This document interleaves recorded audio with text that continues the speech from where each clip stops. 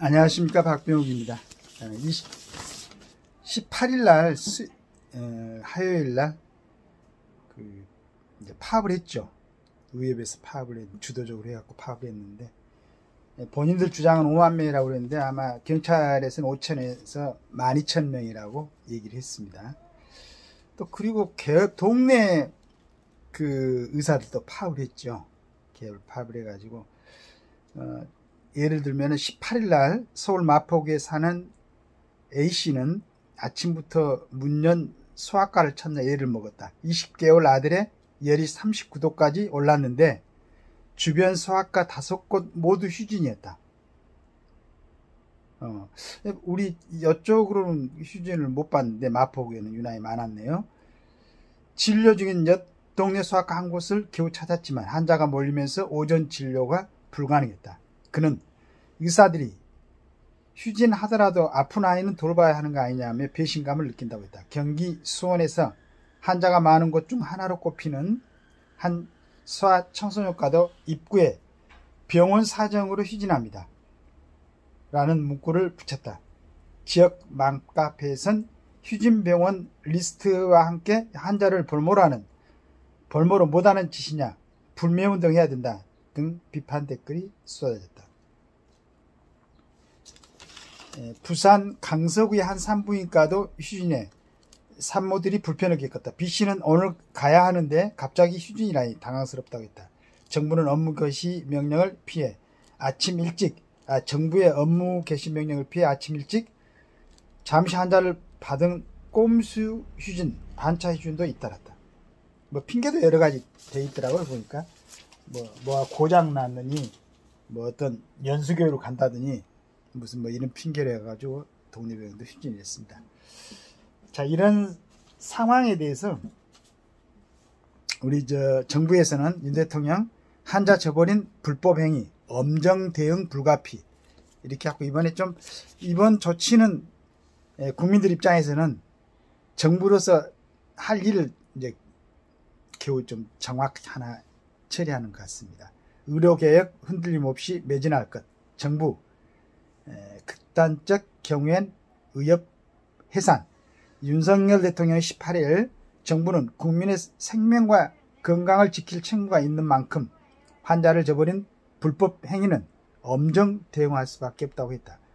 전날 서울의대 교수들이 무기한 집단 휴진에 돌입한 데 이어 이날 대한의사협회 의협이죠. 전국적으로 휴진하고 여의도에서 모여 총궐기 대회를 열자 강경 대응 방침을 강조한 것이다. 정부는 의협이 불법 행위를 한다면 극단적인 경우엔 법인 해산까지 가능하다는 입장이다. 윤 대통령이 이날 서울 용산 대통령실에서 주재한 국무회의에서 의료계를 향해 국민이 동의하지 않고 실현도 불가능한 주장을 고집하면 모두가 피해자가 될 수밖에 없다며 정부는 지역 의료와 필수 의료를 바로 세우고 의료 시스템 자체를 근본적으로 혁신하는 의료 계획에 흔들림 없이 매진할 것이라고 했다. 정부는 의협 해산을 언급하는 등 의료계에 대한 압박 수위를 한층 높였다.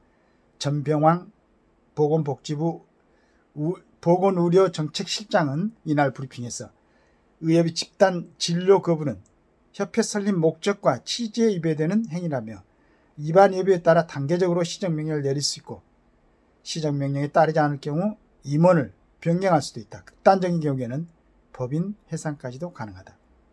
정부는 이날 오전 개원의들에게 업무 개시 명령을 발령했다. 동네 병원이 일방적으로 진료를 취소한 환자에게 피해를 입힌 경우 진료 거부로 보고 모두 고발하기로 했다. 또 불법 집단 진료 거부를 종용하는 소셜미디어 게시글에 대해서도 수사를 의뢰하기로 했다. 이번 조치는 정부로서는 아주 합당하고 적절한 조치인 것 같습니다. 그리고 보니까 어떤 분이 써놨는데 10년 후에 현재 의사의 1% 증언을 가지고 지금 환자들을 볼모로 삼았고 저렇게 한다는 것은 정말 말도 안 된다 라는 의견, 그 다음에 거의 모든 국민들의 의견이 다들 지금 의협에서 저는 이제 의사들 전부가 한다고 생각지 않아요. 그런데 아직도 저는 이제 의사 선생님들을 존중하는 마음은 있습니다. 대단하죠. 저희들 같은 경우는 감히 생각지도 못하는 그 어려운 공부를 해냈고 그 참 소중한 지식으로 국민들의 생명을 갖다가 지키는 일을 하고 있는데 저는 일부라고 생각합니다. 지금 어떻게 보면 그 노동단체에서도 많은 노동자들이 국가를 위해서 회사를 위해서 열심히 일하고 싶은데 일부 사람들에 의해서 또 이제 거기서 만약에 본인만 어떻게 뭐 정상적인 업무를 하려고 하면은 눈총을 받고 또 그 조직에서 따돌림 당하고 결국은 또 일자리를 잃을 수 있고 그러기 때문에 아마 이제 그 협조 수동적으로 할 수밖에 없는 그런 입장인 것을 알고도 있습니다. 언제 한번 그 어디 대학병원에 집사람 내가 같이 한번 병원에 간 적이 있는데 검은 양복 입는 사람들이 곳곳에 서 있더라고요. 그래서 예전에 가보면은 그 병원에 그러니까 약을 내지는 뭐 자기 그 병원에서 필요한 걸 갖다가 그 판매하려는 그 영업행위를 하는 그런 분들이 있어요. 근데 그분들은 가방을 둘러매고 굉장히 겸손한 자세로 다니죠.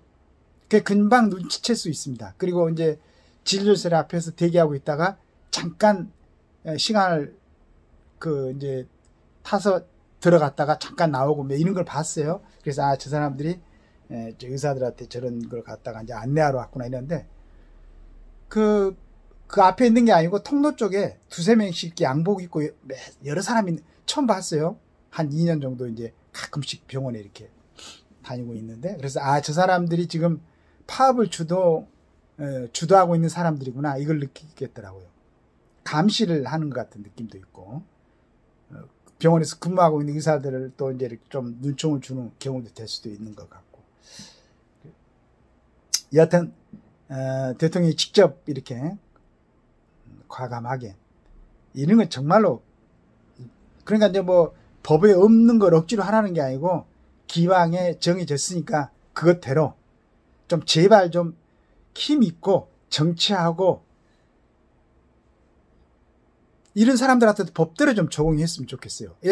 힘없고 가난한 사람들한테는 그 법이 좀 넘치도록 적용을 하고 변호사들 될 그 돈도 없는 사람들한테는 아주 엄하게 단속을 하고 그 뭐 지금 국민들이 힘들게 하고 피곤하게 하는 이 정치인들한테는 그걸 갖다가 잣대를 갖다 너무 느슨하게 되고 오랜만에 정상적인 법 적용을 하고 있는 정부에 대해서 응원합니다. 감사합니다.